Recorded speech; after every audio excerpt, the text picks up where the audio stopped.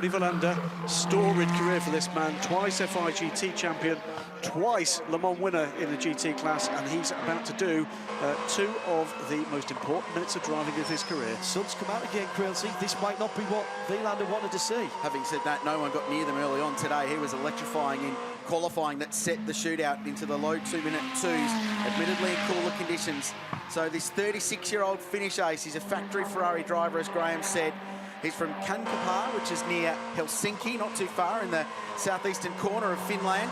But he's raced all the way around the world, a lot of time racing for AF Corsa, and he is a magnificent driver. We should mention his teammates this weekend, Craig Lowndes and Jamie Whincup. Yeah, not a bad couple of drivers there. Now listen for the short shift.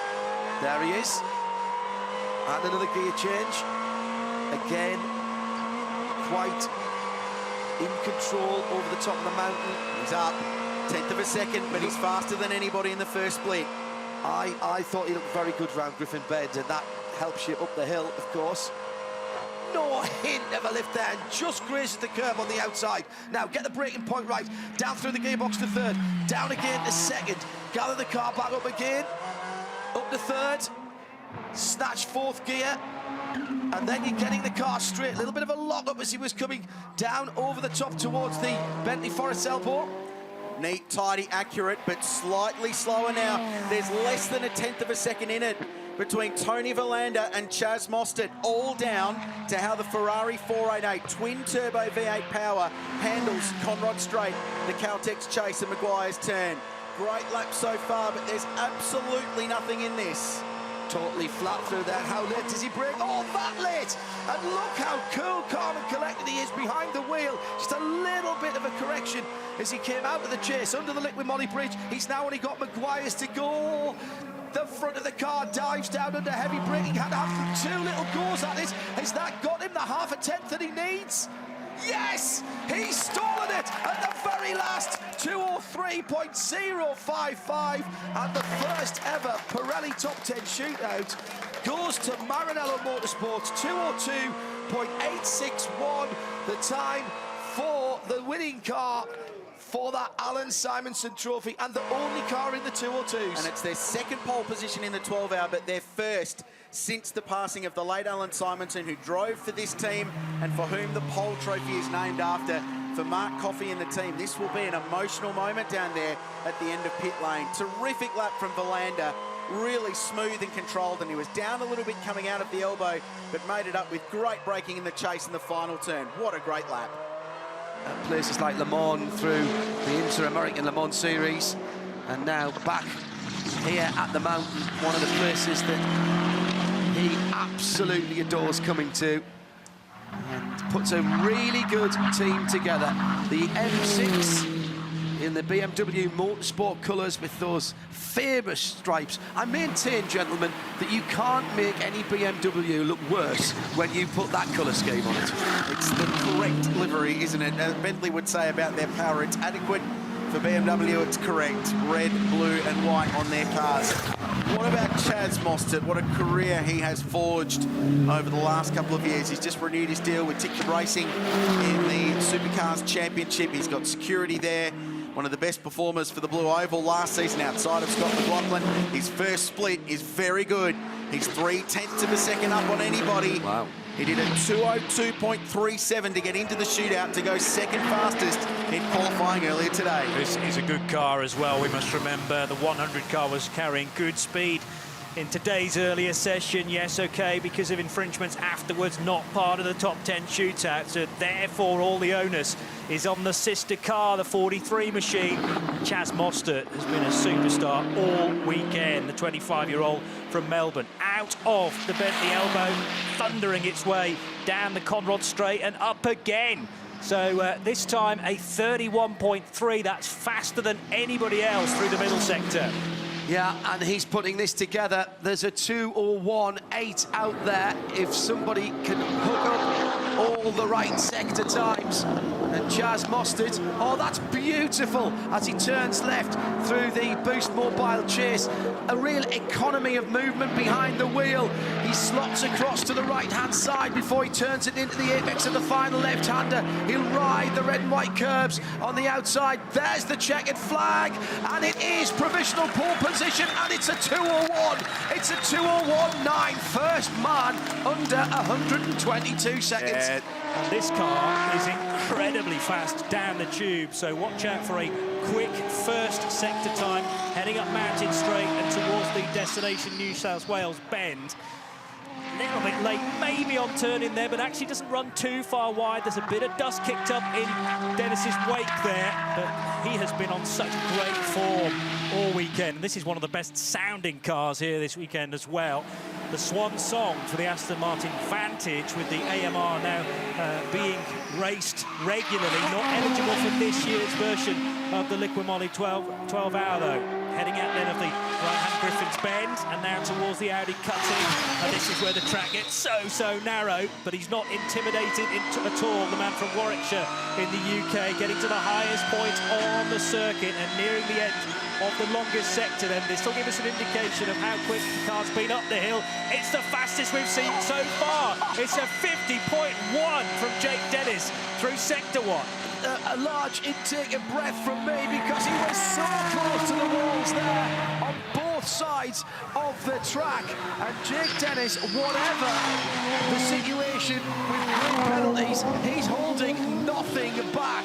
This is an extraordinary run by this young man. Hard to believe he's not been here before. He's driving this like a veteran, down towards the Bentley elbow and through it. He's over a tenth of a second up in a session that has been decided by fractions.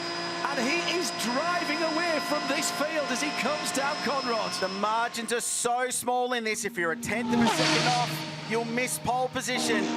V12 shrieked through the chase. This has been an extraordinary story all weekend because they came from the clouds. We had no expectations on this entry. The Swiss team R Motorsport have delivered with one of the best sounding cars in the paddock.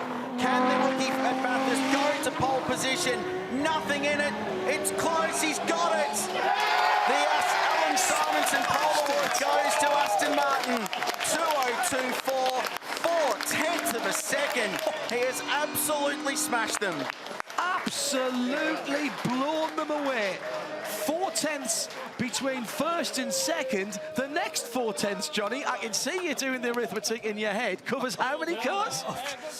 Goodness knows. Almost the whole. Yeah, all of pretty the much top everybody 10. else, isn't it? I'm just trying to work out where he bought all that time, because it wasn't the fastest sector 3 time. That goes to Berman. Dennis quickest through 1, Campbell over the top, and Berman through the 3rd. In the number 1, defending Earl Bamber Motorsport Porsche. That's your top 4. And they're separated by 2/10 of a second. One man, one lap, and the 911, the new 911 GT3 car, Matty Campbell, over to you.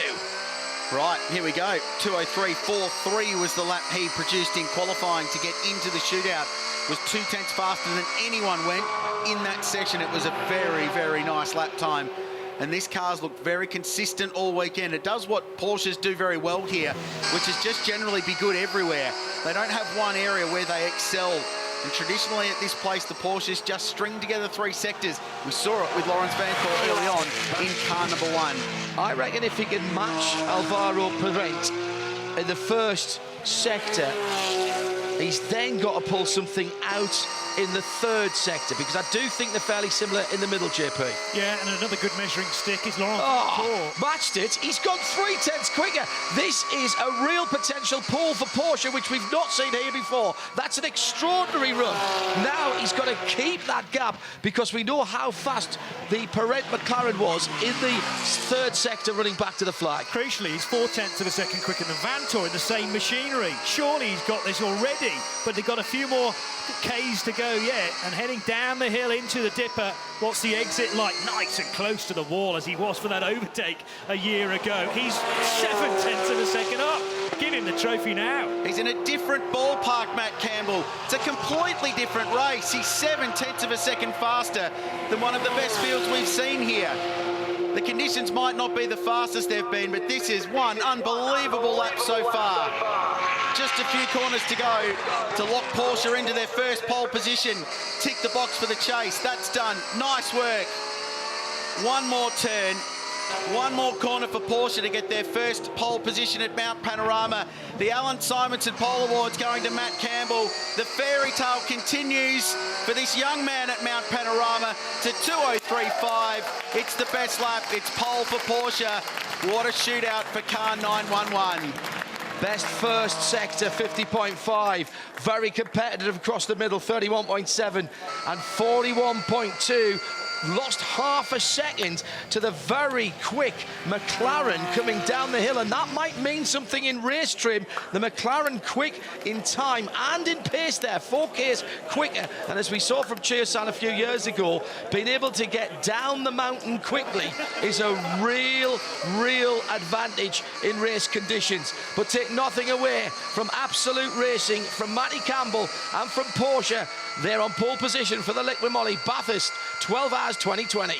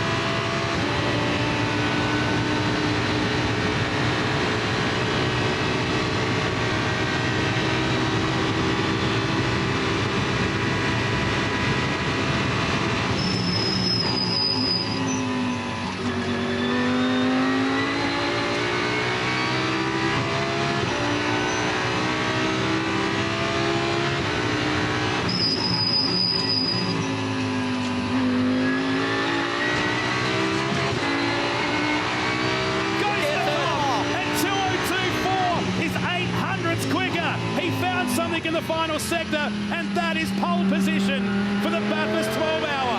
Where did that come from? Last sector, that's where it came from. Best last sector of the session. And steals it, turns a 9/100th deficit into an 8/100th advantage. Oh, what a lap. Chaz Mostert does it again at the mountain.